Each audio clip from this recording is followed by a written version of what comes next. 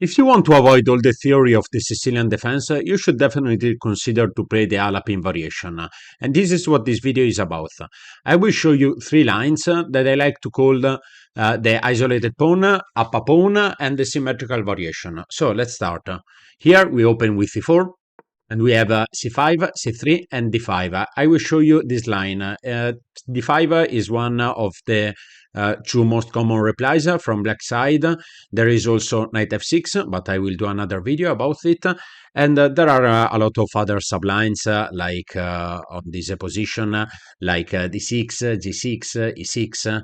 There is also knight c6. There is also a lot of theory, but for this video we will focus on d5. So d5, trade, and d4 right now. So the queen on the d5 square is not so vulnerable. It's not like in the Scandinavian that black takes out the queen in the early stage of the game.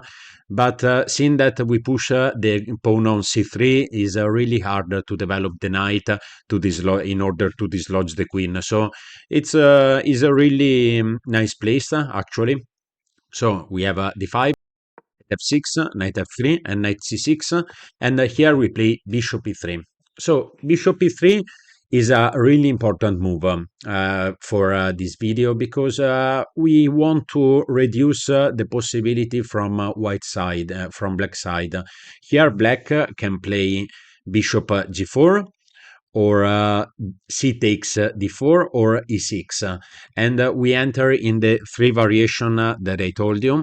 So for the first variation that we will look is pawn takes. So pawn takes, and we take back with the c pawn, and we enter in the theory of the isolated pawn. Now, I'm doing videos in these days about pawn structures. I already did a video about how to play against the isolated pawn, and I will for sure do a video also about how to play with the isolated pawn. But yeah, in the next days, so if you want, you can check in the description. I will put the link there. But the general plans are okay. For black wants to enter in an endgame with the isolated pawn because in the endgame it will be easier to target this pawn, and wants also to place this knight on the d5 square to have a blockade square, and then try to trade some minor piece and finish in an endgame with heavy pieces. And also, okay, these are the plans for black, and from white side instead we want to control the d5 square in order to push the d5 the d pawn. So what is the balance of the position? We have a positional weakness on d4, but the nice thing is that black pieces will be bound to protect the d5 push, and if we are able to play d5, we will be slightly better only for the activity of the pieces, and in really a lot of positions there will be also some tactics. So in general, really briefly, the theory of the isolated pawn is this one.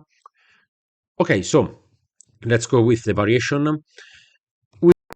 Here we have e6 and knight c3, so kick away the queen, and queen d8. If bishop b4, that is a possible move, we can simply play knight bishop d3, and after castle, black is never really threatening to take this knight because, well, because it will give up his bishop, and if it's not necessary, is a way of playing, but if it's not necessary, is not really good to play a3 in some way. Sometimes, yeah, but if we play a3, actually we will ruin our structure in the king side, in the side. So we have to be careful. But here, for example, after h3, we have already 95, and if there is a queen trade, this knight on e5 will be really strong. So knight c3, and here we have queen d8. And here we play a3. a3 not to stop bishop on b4, but to stop the maneuver with knight b4, knight d5. In fact, black can place a knight on d5, but if he wants to place that knight, he will have to place the knight from f6. And the problem with that knight is that we want to attack on the king side. So the knight on f6 is protecting really important squares like 7. And yeah, so if the knight goes away from f6, we will be able in the future to induce some pawn push from the king side, from black side, and it will be easier to attack black king. So actually is a lot better to place this knight on d5.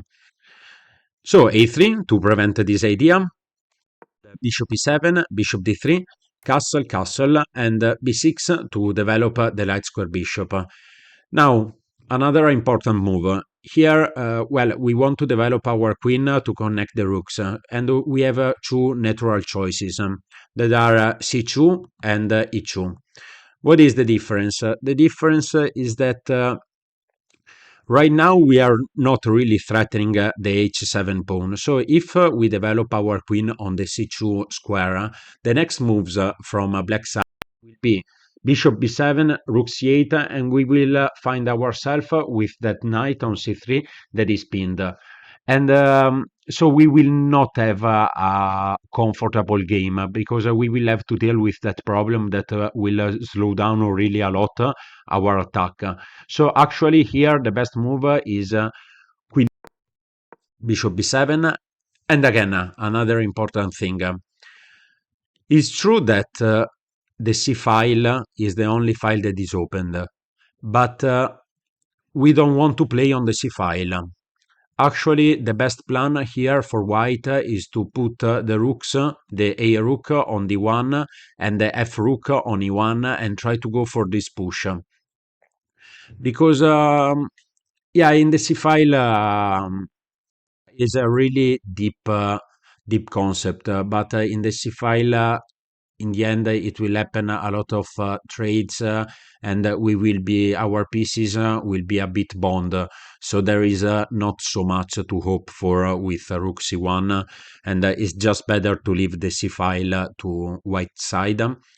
Here rook a d1 and rook c8. Here rook e d1, rook f e1, and rook e8.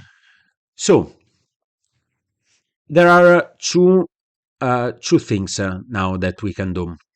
And the first plan that I want to show you is with 95. Now we just want to free this diagonal for the queen and also bring an active piece into black position.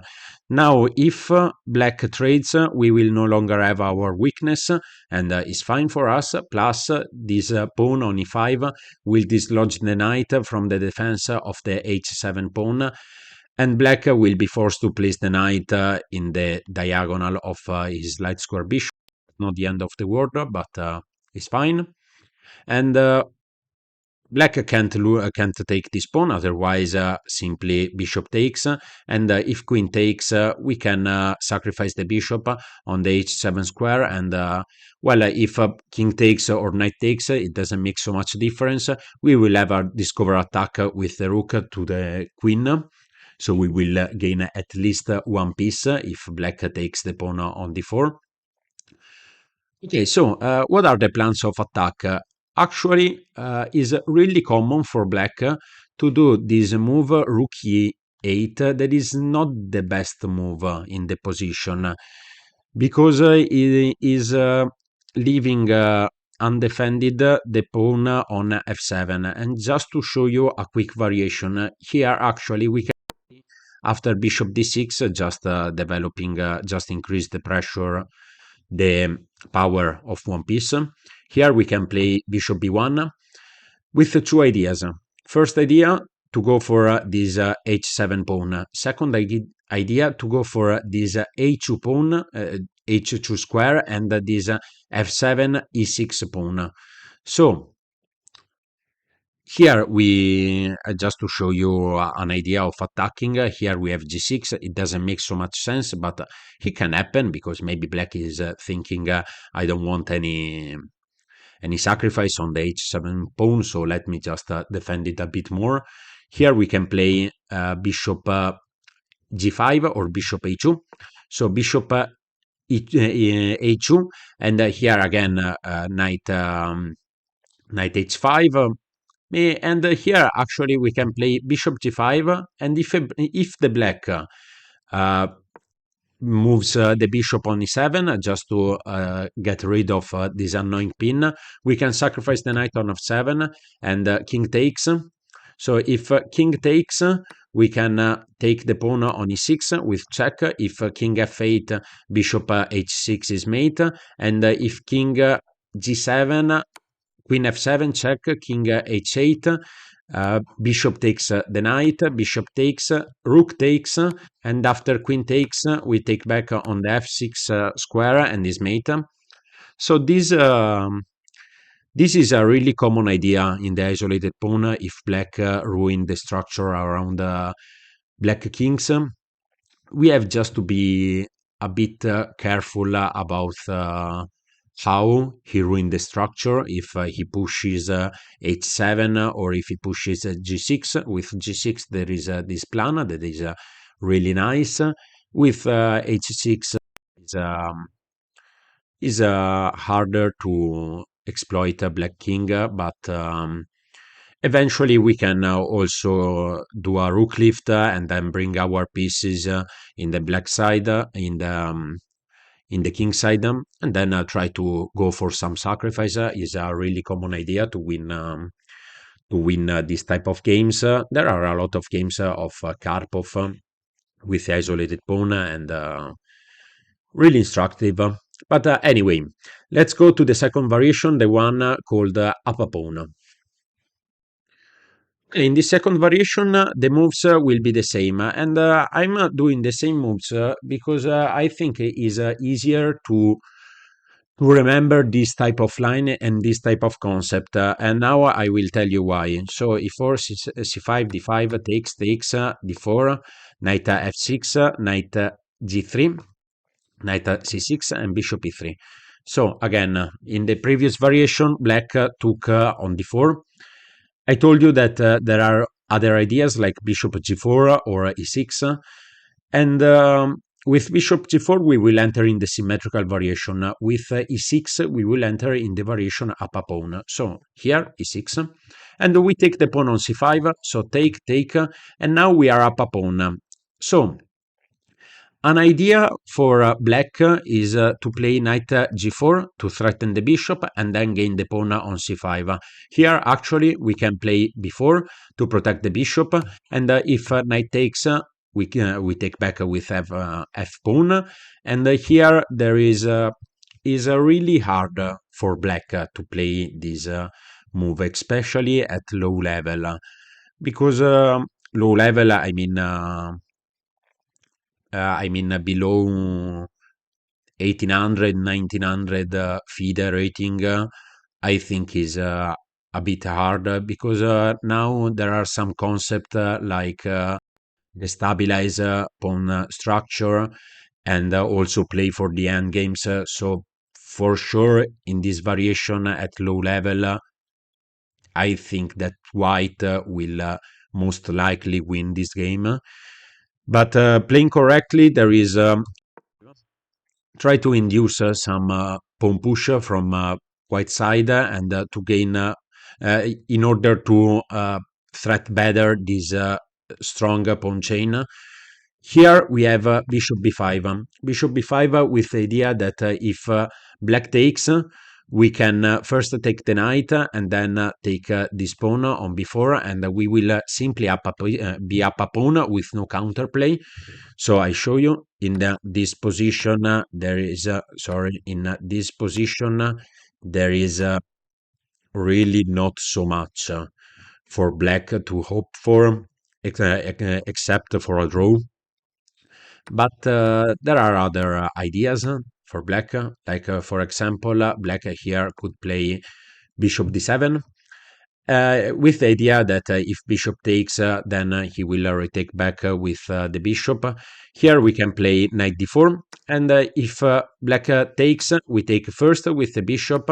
After bishop takes, a really important move here is c takes before, and actually we can give away this g2 pawn and then play rook g1, because the rook on g1 will be will need to sorry, I don't remember the word, but will target the g7 pawn, so the f8 bishop will be harder to develop. Why is it important to take first the knight, to take first the pawn? Because if we take the bishop, there is this annoying move, b3. B3, and after b3 it becomes a bit harder for white to defend, because well, he's threatening b2 right now. We can't take because the rook is under attack, and we will have to develop the knight on d2. But after b2 we will have to play rook b1, and after the trade we take back, but there is a bishop that takes c5, and actually is not the end of the world, but our pawn structure is really poor, and we don't want to play an endgame like this, bishop versus knight and two rooks, with a pawn structure that is super ruined, even if after knight c4 the position is kind of balanced, but is not something that we want to do. But there were other ideas that I want to show you in this position. So queen takes queen, king takes. Instead of knight g4, black could also play something like bishop d7, but we can simply go with our plan, so before.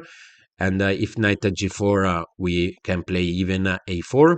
And after take, if a5, now we have the push. We have the push, and it's not so. Here we can play 95, and for example, if black take the pawn on c5, here we can play knight d2, and is really crazy. But even after bishop e3, we have knight knight d on c4. No, not sorry, not this knight. We have knight e4.